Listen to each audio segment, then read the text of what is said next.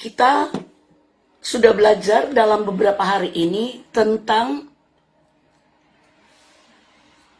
keadaan Imam Eli dan generasi pengganti dia. Kita sedang berbicara tentang panggilan. Nah, malam hari ini saya akan akhiri bahwa panggilan itu akan menemukan saudara. Jadi panggilan itu nggak perlu dicari-cari, panggilan itu tidak perlu kita usahakan untuk kita dapatkan melalui bertanya kepada Nabi A, Nabi B, Nabi C. Tetapi panggilan itu dengan sendirinya akan menemukan kita. Katakan amin.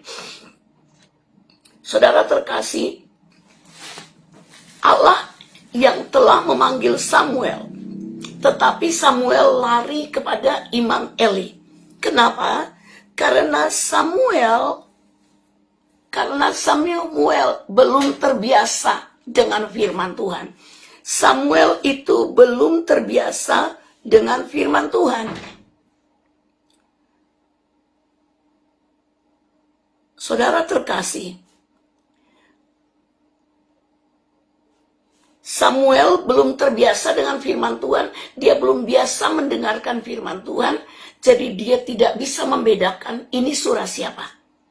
Bapak Ibu, sementara Tuhan itu sebetulnya selalu berbicara. Buktinya di sini sampai 3 kali. 3 kali Samuel dipanggil. Mari kelilingi Bapak Ibu, kelilingi hidup saudara dengan orang-orang yang memiliki hati yang merindukan Tuhan, yang memiliki hubungan yang baik dengan Tuhan, sehingga orang-orang ini akan bisa dipakai oleh Tuhan untuk berbicara kepada saudara. Kalau saudara tidak mendengarkan suara Tuhan secara pribadi di dalam persekutuan doa saudara bersama Tuhan, jika saudara tidak pernah mengalami Tuhan berbicara kepada saudara di dalam persekutuan doa seperti yang sering saya alami, saudara harus berada di sekeliling orang-orang yang mungkin Tuhan bisa pakai saudara untuk berbicara. Karena apa Bapak Ibu Saudara? Dengan siapa Anda kontak? Orang-orang itu bisa dengan mudah menulari saudara dengan sesuatu yang baik, dengan sesuatu yang ilahi, atau dengan sesuatu yang duniawi. Nah, umat Tuhan, kita perlu memiliki kontak-kontak. Kita perlu memiliki hubungan-hubungan dengan orang-orang yang tepat, dengan orang-orang yang memiliki visi dan hati yang sama, memiliki kerinduan. Kalau Anda punya kerinduan akan Allah, Anda harus berada di dalam lingkungan orang-orang yang punya kerinduan akan Allah. Nah, saudara yang dikasihi Tuhan Yesus Kristus, pada 2 kali Allah memanggil Samuel, Imam Eli pun belum mengerti. Tetapi pada kali ketiga, Allah memanggil Samuel, Imam Eli pada akhirnya mengerti. Allah itu sabar. Kenapa dia sampai 3 kali memanggil dan dia terus memanggil? Karena Allah itu sabar. Allah itu suka memberikan kesempatan kepada kita. Allah itu suka menunggu. Gini loh Bapak Ibu ya. Allah kita itu Allah kita adalah Allah yang suka menunggu kita. Dia suka sabar dengan kita. Dia tidak pemarah. Allah kita itu nggak marah sembarang-sembarang, Bapak Ibu ya. Jadi ketika Eli menyadari bahwa ini Allah yang akan berbicara, Bapak Ibu Saudara, di pasal 3 ayat 8, Nabi Eli didatangilah sekali lagi oleh Samuel. Ya Bapa, bukankah Bapa memanggil aku? Lalu mengertilah, perhatikan kata ini. Lalu mengertilah Eli bahwa Tuhanlah yang memanggil anak itu. Bapak Ibu, seringkali kita 3 kali mendengarkan firman Tuhan baru kita ngerti. Seringkali mungkin di seri ini, waktu pertama kali mungkin ada yang belum mengerti. Tetapi waktu kedua kali juga mungkin ada orang yang belum mengerti. Tapi ketika firman Allah disampaikan 3 kali, kita mulai mengerti. Kita mulai menangkap. Apa yang disampaikan oleh Tuhan, apa yang dikehendaki oleh Tuhan, apa yang dimaksud oleh Tuhan, kita baru mulai mengerti. Saudaraku, kita sungguh-sungguh bersyukur kepada Tuhan. Kita sungguh-sungguh bersyukur kepada Tuhan karena memiliki Allah yang seperti ini. Salah satu karakter daripada Allah kita adalah sabar. Ya. Salah satu karakter Allah kita adalah sabar. Bapak Ibu, ini menunjukkan bahwa Allah kita itu akan memanggil kita sekali lagi, dan sekali lagi. Wow, keren banget Bapak Ibu ya. Seperti Yunus, kita sudah lihat kemarin ya, dan juga tadi pagi. Allah bisa memanggil satu orang untuk satu orang itu beberapa kali. Membuktikan bahwa Allah kita itu penuh dengan kasih dan kesabaran. Membuktikan bahwa kalau Allah mau memberkati Anda, maka pasti Dia akan memberkati saudara. Karena Allah suka memberkati orang. Allah bukan Allah yang suka menghukum, tetapi Allah kita adalah Allah yang mengasihi dan suka memberkati. Apa yang Allah punya untuk Anda, tetaplah untuk Anda. Itulah mengapa Anda tidak perlu cemburu, tidak perlu merasa tidak aman, tidak perlu kepahitan, tidak perlu marah dengan berkat orang lain. Anda tidak perlu balas dendam dengan orang lain. Allah tidak perlu melihat dengan cemburu tadi ketika Allah mengangkat, mempromosikan orang lain. Karena jika Allah akan mempromosikan Anda, kelak Dia akan mempromosikan Anda. Masing-masing kita punya berkat tersendiri. Masing-masing kita punya berkat sendiri-sendiri. Tuliskan. Masing-masing kita punya berkat sendiri-sendiri. Haleluya. Bapak Ibu yang dikasihi Tuhan kita Yesus Kristus. Jika kita percaya bahwa masing-masing kita punya berkatnya masing-masing, maka sifat cemburu, rasa tidak aman, tidak akan menguasai kita. Amin Bapak Ibu. Ayolah Bapak Ibu. Allah tidak pernah salah alamat. Allah tidak pernah salah alamat. Nah, seringkali kita memiliki yang namanya konflik panggilan. Maka itu Allah perlu memanggil kita berulang-ulang. Yang pertama, siapa yang manggil aku? Nggak mungkin lah. Aku ini kan begini, aku ini kan begini, aku ini kan orang yang tidak sempurna, aku ini orang berdosa, aku ini mantan ini, mantan itu, dan sebagainya. Bapak, Ibu, Saudara, yang dikasih oleh Tuhan kita Yesus Kristus, ayat 9, 1 Samuel 3, ayat 9. Ini firman Tuhan bagi kita, ya Bapak, Ibu, Saudara. Sebab itu berkatalah Eli kepada Samuel, pergilah tidur, dan apabila orang-orang yang tepat akan memberikan Anda saran seperti ini.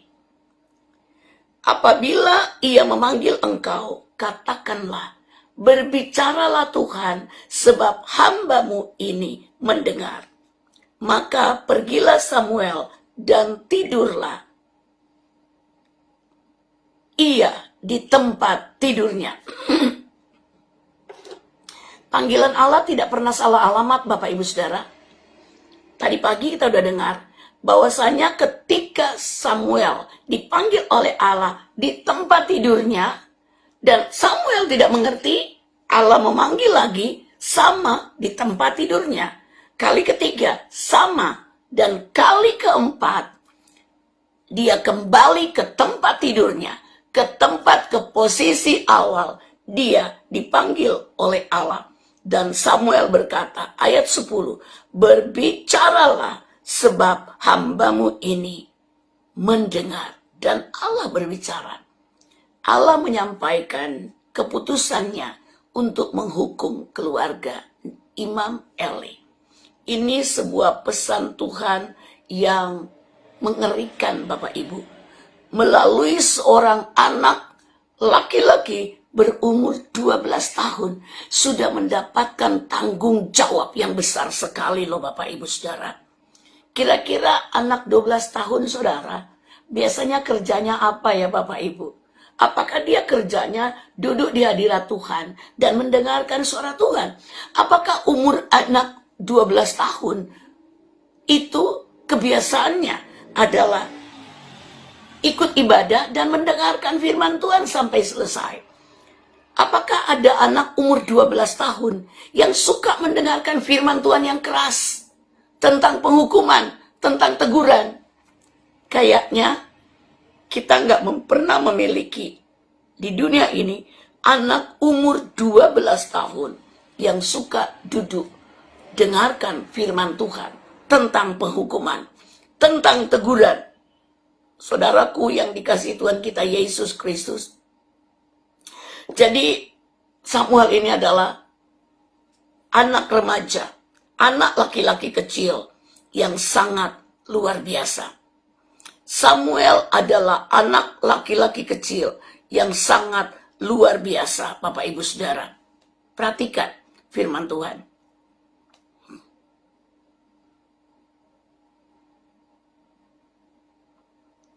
Ya. Jadi saudara, Nabi Eli memberikan saran yang tepat pada saat itu. Kali pertama, kedua, Nabi Eli nggak ngerti. Tetapi seiring dengan panggilan Allah yang terus-menerus Bapak Ibu dalam kehidupan Samuel, membuat Imam Eli yang mengalami krisis kepemimpinan karena Allah tidak pernah berbicara, Imam Eli pun dipulihkan. Luar biasa, 2 generasi dipulihkan sekaligus. 2 generasi yang berbeda usia jauh, di mana Imam Eli sudah jarang dengar firman Tuhan, dia dipulihkan saat panggilan Allah datang kepada Samuel. Saya sangat berharap bahwa akan bangkit generasi-generasi muda yang akan dipanggil oleh Allah, dan kemudian memulihkan juga generasi-generasi tua yang sudah jarang mendengarkan firman Tuhan, yang hidupnya hanya mengurusin urusan pekerjaan Tuhan, namun tidak memiliki hubungan pribadi dengan Allah. Tuhan akan memulihkan bukan cuma generasi muda, tapi generasi tua yang sudah terlalu sibuk mengurusin urusan politik gereja, yang hidupnya hanya untuk jabatan, yang hidupnya hanya untuk mengurusi perut, yang hidupnya hanya untuk mengurusi hal-hal duniawi di tengah pelayanan pekerjaan Tuhan. Ternyata Bapak Ibu Saudara, pelayanan pekerjaan Tuhan juga mengandung unsur duniawi. Bukan karena itu adalah dari Allah, tetapi itu adalah bersumber dari manusia itu sendiri. Mengerikan bukan Bapak Ibu? Jadi Samuel disuruh untuk kembali ke posisi semula, maka panggilan itu akan menemukanmu. Jadi bagaimana panggilan itu akan menemukan saudara? Saudara harus kembali kepada posisi semula. Ketika Allah memanggil engkau pertama kali, namun engkau belum mengerti. Bapak Ibu Saudara terkasih di dalam Tuhan kita Yesus Kristus, Allah kita selalu memberi kita kesempatan. Tuliskan, Allah kita selalu memberi kita kesempatan. Haleluya.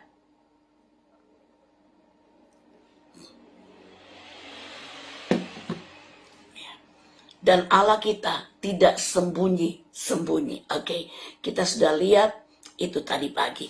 Jadi konflik Samuel, konflik panggilan Samuel itu karena dia belum mengenal Allah. Anda pun bisa ada pada konflik Samuel jika Anda belum mengenal Allah. Kita perlu mengenal Allah dengan banyak duduk di kaki Tuhan, mendengarkan suara Tuhan, membaca firman Tuhan, untuk mengerti sifat-sifat Allah, untuk mengerti saat-saat Allah mau berbicara, kita peka. Jadi saudara, Samuel ini kan hanya sekedar dalam pelayanannya dia 8 tahun, dari umur 4 tahun, 4 tahun, very little boy Bapak Ibu, usia 4 tahun, saudara, Samuel ini sudah melayani Imam Eli. Disuruh sana sini, ke tabernakel, bawa ini, bawa itu, dan sebagainya.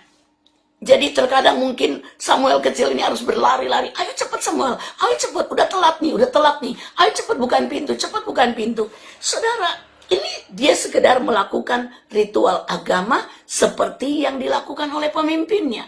Seringkali generasi muda yang belum mengenal Allah disuruh sibuk dengan pekerjaan Tuhan. Perhatikan, ada gereja yang seperti ini. Ada gereja yang memiliki generasi muda yang disuruh oleh pemimpin agamanya, pemimpin gerejanya, melakukan ritual agama tanpa memiliki hubungan pribadi dengan Tuhan. Ini mengerikan Bapak Ibu Saudara. Ibu Rianti Haloho, ibu dipercayakan juga melayani pemuda, generasi muda. Jangan kita mencekokin generasi muda kita dengan ritual agama. Tetapi ajaklah generasi muda untuk bisa mengenal Allah secara pribadi dan mengerti panggilannya. Sehingga mereka bisa bertanya kepada Allah. Mereka bisa datang kepada Allah dan mendengar suara Allah. Apa yang Tuhan mau kami kerjakan. Tidak sekedar melakukan apa yang disuruh oleh pemimpin gereja. Yang apalagi pemimpin gereja itu sudah tidak memiliki hubungan pribadi dengan Allah. Apa jadinya gereja Tuhan? Apa jadinya generasi muda Bapak Ibu?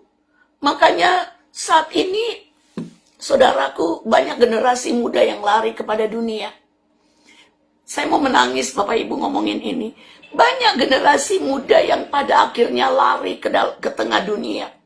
Kenapa? Karena mengalami krisis kepemimpinan di dalam gereja. Saudaraku yang dikasihi Tuhan kita Yesus Kristus. Kenapa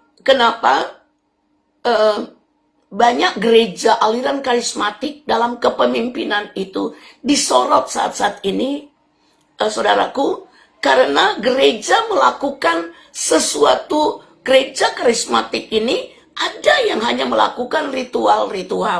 Saya tidak berkata kepada gereja Injili ya Bapak Ibu Saudara ya, Protestan misalnya. Karena saya ada di gereja karismatik, saya akan berbicara tentang gereja saya gitu ya Bapak Ibu Saudara. Di gereja saya itu ada aturan begini. Jika gembalanya mati, suami gembala mati, maka istri akan dilantik untuk menggantikan suaminya.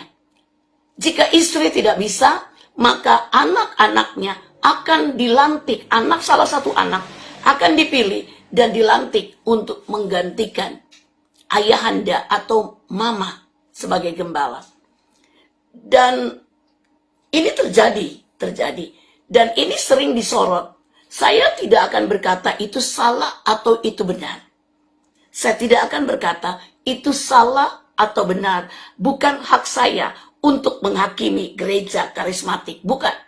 Tetapi seringkali Bapak Ibu Saudara, di sini kita akan mengalami yang namanya krisis atau konflik panggilan. Apakah istrinya memang dipanggil untuk menggembalakan? Apakah anak-anaknya memang dipanggil untuk menggembalakan? Tetapi seringkali kita memaksakan Mungkin saya juga memaksakan, iya seperti itu. Tetapi marilah kita lebih banyak untuk mendengarkan Tuhan, bukan melakukan ritual yang sudah ditetapkan oleh organisasi gereja atau agama. Saudaraku yang dikasihi Tuhan kita Yesus Kristus, di dalam peribadatan kita kepada Tuhan, jika kita menyanyi sekedar menyanyi saja, tanpa hubungan pribadi dengan Allah, jika kita hanya sekedar menyanyi tanpa hubungan pribadi dengan Allah, kita akan menyanyikan syair demi syair tanpa pengertian. Kita sudah ikut gaya orang lain mungkin, atau kita punya gaya sendiri dalam menyanyi menyembah Tuhan, tetapi tanpa pengertian. Kenapa? Karena kita tidak punya hubungan pribadi. Kita hanya melakukan ritual agama. Saudara yang dikasihi Tuhan Yesus Kristus, saya sudah katakan tadi pagi, bukan berarti orang itu bukan Kristen atau tidak beragama. Tetapi sekali lagi, orang itu perlu untuk mengenali Allah dengan benar. Untuk bisa mendengar suara Allah secara pribadi, sehingga ketika dia mendengar suara Allah secara pribadi, Allah akan bisa berkata, kamu tuh tidak ngerti kata-katanya. Kamu itu hanya menyanyi, hanya mulutmu memuliakan aku, tapi hatimu jauh daripadaku. Bapak Ibu yang dikasihi Tuhan kita Yesus Kristus, tadi pagi saya sudah contohkan tentang iPhone. Amin.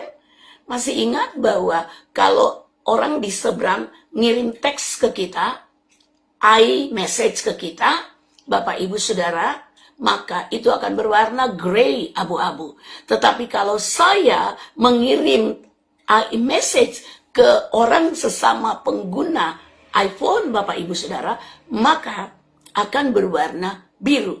Nah, kalau kita cuma memiliki satu warna saja di dalam iMessage kita, maka itu artinya kita punya hubungan yang tidak baik. Hubungannya hanya satu arah. Hanya dari dia ngobrol ke kita nggak peduli untuk ngebalas, atau hanya dari kita ngobrol ke dia, dan dia nggak peduli untuk ngebalas. Apakah hubungan kita dengan Allah seperti itu? Bapak Ibu Saudara, izinkan dia berbicara. Biasanya dalam doa, kita berbicara lebih dulu. Kita menghampiri Tuhan, dan kita berbicara kepada Allah. Dan selanjutnya, kita amin, kita tidak memberi kesempatan kepada Allah untuk berbicara. Tetapi dalam hal ini, saya menyampaikan kepada kita, ketika hubunganmu dengan Allah baik-baik saja, ketika hubunganmu dengan teman kontakmu baik-baik saja, maka ketika dia kirim message ke Anda akan balik kirim text message ke dia. Mungkin ketika dia voice note kepada Anda juga akan balik kirim voice note kepada dia. Mungkin lama-lama tangan kita capek ngetik-ngetik, Bapak Ibu ya. Nah, ketika tangan kita capek ngetik-ngetik, maka kita akan kirim voice note. Nah, saudara, hubungan itu akan lebih baik lagi ketika mendengar suaranya. Betul begitu Bapak Ibu? Nah, jadi ketika dia mengirim teks ke kita ngirim teks balik ke dia. Dia mengirim voice note ke kita ngirim voice note balik ke dia. Nah, ini menandakan hubungan kita baik. Kita ada interaksi baik. Begitupun dengan Tuhan. Jadi Bapak Ibu Saudara yang dikasihi Tuhan kita Yesus Kristus, Allah akan selalu memberi kita kesempatan. Jika hubunganmu cuma punya satu warna dengan Allah, Allah akan terus memberi Anda kesempatan sampai Anda mengerti. Haleluya. Sampai Anda mengerti dan hubunganmu dengan Allah akan penuh warna. Tuliskan, saya merindukan hubungan saya dengan Allah penuh warna. Haleluya. Tidak hanya memiliki satu warna. Ayo, kembali ke tempatmu, kembali ke posisimu. Samuel kembali ke posisinya, dan Allah mengirimkan pesan tepat di posisi pertama, di mana Allah memanggil Samuel, tapi dia bingung dengan panggilannya. Bapak Ibu Saudara, yang dikasihi Tuhan kita Yesus Kristus, sadarilah akan tujuan Allah dalam hidup saudara, dan kembali ke tempatmu, tempat dia telah memanggil engkau. Ayo kembali ke tempatmu. Dorong dirimu. Ayo Irene, kembali ke tempatmu. Kembali ke upper room kamu. Kembali ke kamar loteng kamu. Di mana di situ engkau mengalami baptisan Roh Kudus. Kembali menunggu, menantikan selama 10 hari. Kalau Anda sudah tidak pernah lagi berhari-hari menantikan Tuhan, berdoa. Lakukan hari ini, kembali ke kamar lotengmu. Di kamar loteng itulah 120 murid Yesus berdoa selama 10 hari. Menantikan janji Bapa, dan janji Bapa digenapi di situ. Di alamatnya kamar loteng Yerusalem. Haleluya. Miliki kamar loteng pribadi Bapak Ibu Saudara, di mana Allah akan kembali memanggilmu, Allah akan berbicara kepadamu, Allah akan menyampaikan pesan-pesan kepadamu. Mungkin pesan itu ada pesan penghukuman, mungkin itu ada pesan-pesan teguran-teguran, atau pesan-pesan berkat yang indah, yang luar biasa, yang menyenangkan hati kita Bapak Ibu Saudara. Karena Allah akan selalu mengirimkan kepada kita, ke alamat kita, tidak pernah salah. Allah tidak pernah salah alamat. Dan Allah tidak pernah menggunakan sistem COD. Ya Bapak Ibu Saudara ya. Kita bayar di tempat. Karena apa yang Allah janjikan kepada kita, dia sudah bayar. Jadi dia mengirimkan, kita tidak perlu membayar. Melalui kurir yang mengirimkan. Saudaraku yang dikasihi Tuhan kita, Yesus Kristus.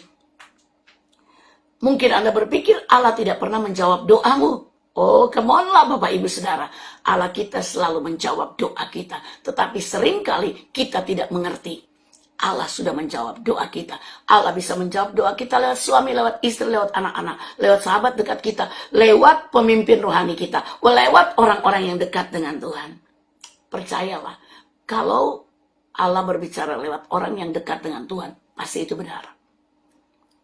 Tetapi bisa juga Allah berbicara melalui orang-orang yang jauh daripada Tuhan. Seperti yang terjadi pada zaman Raja siapa ya di Israel, Bapak Ibu Saudara. Allah sudah mengirim pesan melalui raja kafir, raja yang tidak takut akan Allah. Tetapi Raja Israel itu tidak mau mendengarkan. Pada akhirnya dia harus mengalami kekalahan. Kepada Bileam, Allah berbicara melalui keledai, Bapak Ibu Saudara. Allah berbicara melalui keledai, tetapi Bileam tidak mengerti bahwa itu Allah yang berbicara. Kenapa? Karena matanya sudah dibutakan oleh Mamon. Pemimpin gereja, hati-hati, jangan sampai memiliki mata yang sudah dibutakan oleh Mamon akhir zaman, yaitu uang, harta, dan tahta, Bapak Ibu. Dan kita sudah nggak mengenali lagi suara Allah. Suara Allah bisa lewat bencana, suara Allah bisa lewat kecelakaan, suara Allah bisa lewat sakit penyakit, suara Allah bisa lewat hal-hal yang mengerikan, Bapak Ibu Saudara. Perhatikan. Mari kita terbuka dengan Allah. Mari kita jujur. Kalau kita udah jauh dari Tuhan, ngomong aja kita sudah jauh. Kalau kita udah berdosa, ngomong aja, Tuhan ampuni saya orang berdosa, saya baru melakukan ini dan itu, dosa ini dan itu. Bapak Ibu, ini langkah awal untuk Anda menemukan, atau panggilan itu menemukan Anda. Dan seperti Yesaya. Yesaya berkata di dalam Yesaya pasal 6. Aku ini najis bibir. Dia jujur dengan dirinya. Aku najis bibir. Aku celaka. Aku orang celaka. Kiranya engkau mengambil bara dan menyentuh bibirku. Sentuh bibirku Tuhan. Bapa, sentuh hatiku. Suaraku udah habis ya. Udah lucu kalau nyanyi. Sentuh bibirku Tuhan, sentuh hatiku Tuhan, hangatkan kembali, kuduskan kembali. Ini aku Tuhan, aku siap, aku mau pergi untukmu, aku mau pergi untukmu. Haleluya. Musa berdiri di dekat semak duri. Musa sedang berdiri di dekat semak duri dan menanggalkan sepatunya karena Allah hadir di situ. Allah datang melalui api di tengah semak duri. Semak duri itu berbicara tentang hal yang gak enak, Bapak Ibu. Tetapi Allah bisa hadir di tengah keadaan yang tidak enak. Allah bisa hadir di tengah semak duri. Pikirkan ini Bapak Ibu. Allah bisa berbicara di tengah keadaan-keadaan yang tidak enak. Kata siapa Allah tidak pernah berbicara pada saudara? Setiap anak Tuhan, Allah memiliki cara tersendiri untuk berbicara. Kepada Musa, Allah berbicara di tengah semak duri. Kenapa? Musa ini orang pinter. Musa orang pinter. Allah akan menggunakan latar belakang saudara. Untuk dia berbicara, dia saudara mengerti. Musa ini orang pintar, Bapak Ibu Saudara. Jadi Allah berbicara, Allah datang menemui Musa di tengah semak duri. Tetapi Musa, orang yang jujur. Dia bilang, Tuhan, aku ini gagap. Aku ini nggak pandai bicara, Tuhan. Memang dia pintar, tetapi dia tidak pandai berkata-kata. Mulutnya gagap. Bapak Ibu yang dikasih Tuhan kita, Yesus Kristus. Dia dipanggil, Musa dipanggil Tuhan di tempat yang berbahaya. Yeremia, Bapak Ibu Saudara, berkata, aku masih terlalu muda. Makanya orang-orang muda, jika ada orang muda sedang menonton saat ini, Anda dipakai oleh Tuhan. Anda mau dipakai oleh Tuhan. Allah memanggil engkau. Orang-orang muda, jangan berkata, aku masih terlalu muda. Kepada Timotius, Rasul Paulus berkata, jangan berkata, jangan katakan, aku masih muda. Tetapi jadilah teladan, jadilah teladan, jadilah teladan, jadilah teladan. Dalam perkataan, dalam perbuatan, dalam tingkah laku, dan dalam kesetiaanmu.